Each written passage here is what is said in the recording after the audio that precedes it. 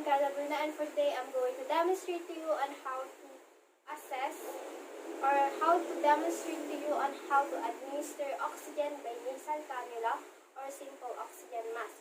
So for the assessment, let's start first with assessing the thorax and lungs, the skin and mucous membrane, breathing patterns, chest movements, lung sound, presence of clinical signs of hypoxemia, presence of clinical signs of hypercarbia, presence of clinical signs of oxygen toxicity.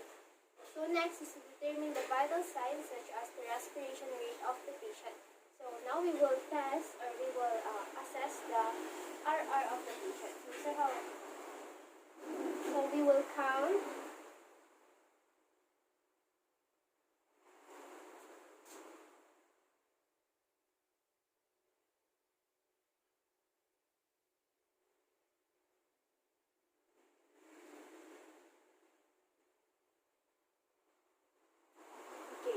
So the normal respiration rate of the patient is 13 cycles per minute. So the normal RR is 12 to 20 cycles per minute in adult. And also check the pulse rate of the patient, and the normal pulse rate is 60 to 100 beats per minute.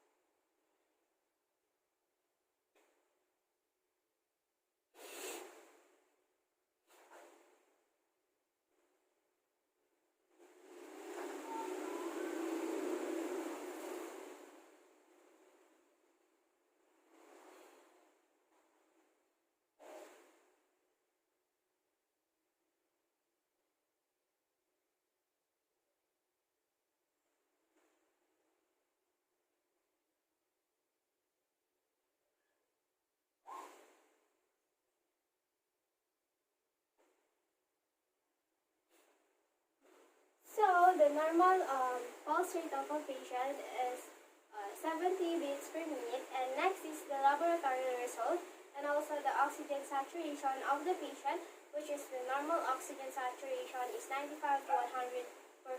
So now we will assemble the equipment and supply such as the oxygen supply, such as the so this is the oxygen supply with flow meter and adapter, then humidifier with distilled water or tap. Next is water according to the agency protocol, and also we have the nasal cannula. So we use it as an alternative. So this is the nasal cannula. Next is the simple oxygen mask. So this is the simple oxygen mask of the patient. Then now, lastly, tape for optional. So this is the tape for optional. Now we will determine the need for oxygen therapy and verify the order for the therapy, perform a respiratory assessment to develop baseline data if not already available. Now, we will prepare the client and assist him into a semi-Fowler's position if possible. The rationale is this position permits easier chest expansion and hence easier breathing. And also, we will explain to the client that the oxygen tank is not dangerous. Sorry, assist. So, upuan na lang po kayo. Medyo upuan lang po. And also, yung lalagay ko ng oxygen sa inyo is hindi naman po siya ganun ka-delikado. Nakakatulong siya para mas bumuti po yung pag-heal.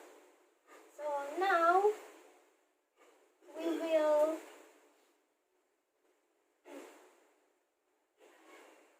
for the procedure, we will explain to the client what you're going to do, why it is necessary. So the rationale is for the patient awareness. So now we will wash our hands and observe other appropriate infection control procedure. The rationale is to reduce the microorganisms of their hands, but also perform a hand hygiene. So also also provide for the client's privacy, such as closing the curtains of the windows, and also closing the doors, especially when they are in the examination room, and so that the patient will be comfortable during the whole procedure. Next, so for the first one, we will be doing is to attach. So we will attach the flow meter to the wall outlet or tank.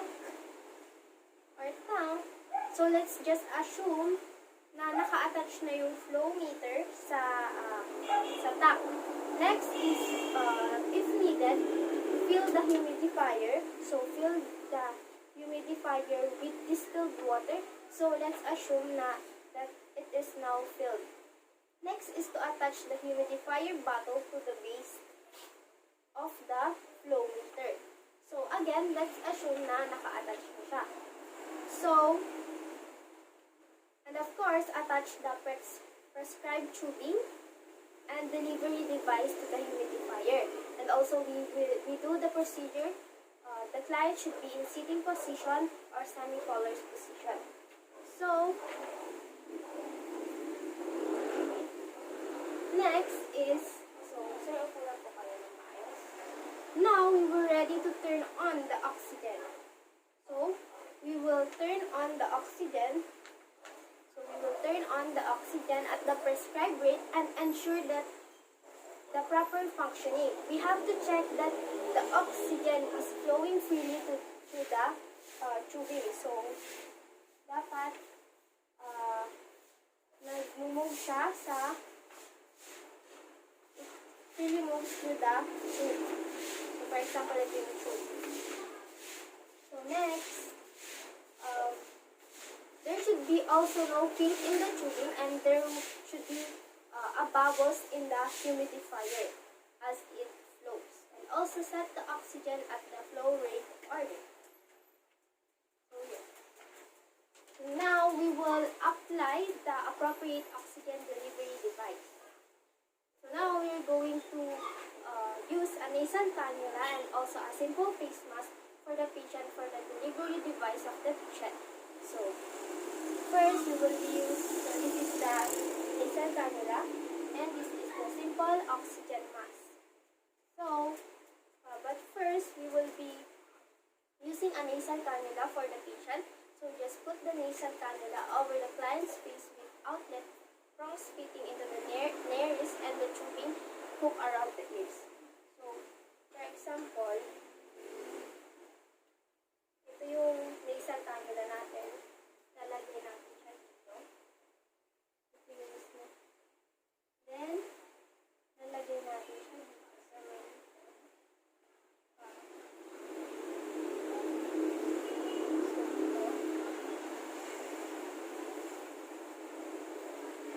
natin, then parang i-clip mo siya para hindi siya nag-loose. So, for example, na-clip na natin siya. Next,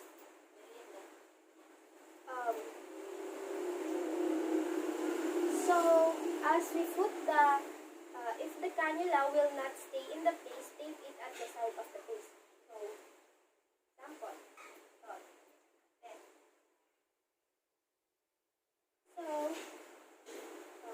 for example, iti-take lang natin siya para hindi siya gumalaw-galaw.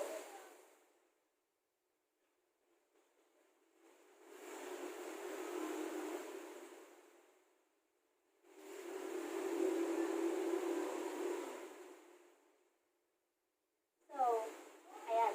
Ayan po yung itsura niya. So, also, the pad tubing and band over the ears of the cheekbones if needed lang naman. Now, we're going to remove it and proceed on the simple.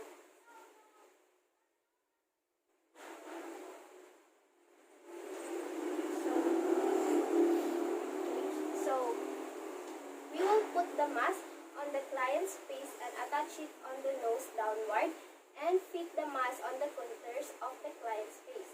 Also, we will secure the band over the client's head. So, we will, for example, this is the simple nose.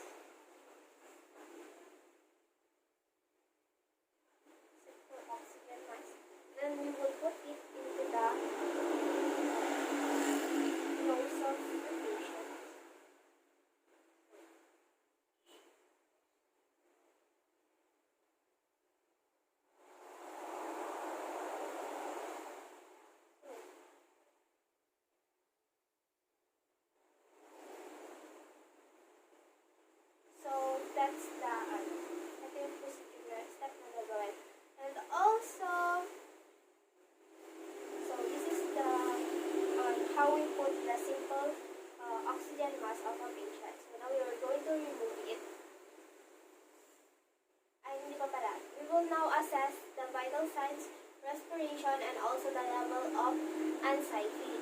So, i-check mo ulit yung respiration and also the pulse rate. Now, we're going to also, when you are assessing the client, assess the 15 to 30 minutes, depende kung ano yung condition ng patient. And also, you will assess for the clinical signs of hypoxia, tachycardia, confusion, dyspnea, and etc.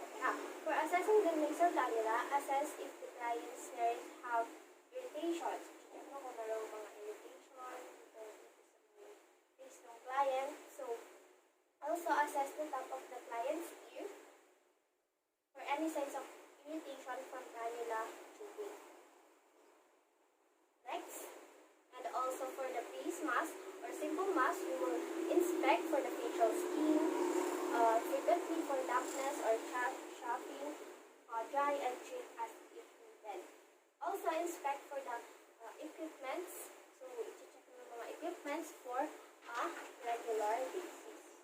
So, also, checking the liter flow, yung level ng water sa humidifier is 30 minutes, and also kapag nagpa-provide ka ng care sa patient. And also make sure that the safety precautions are being followed. Lastly, we will do the documentation and perform a hand hygiene. And we will now remove.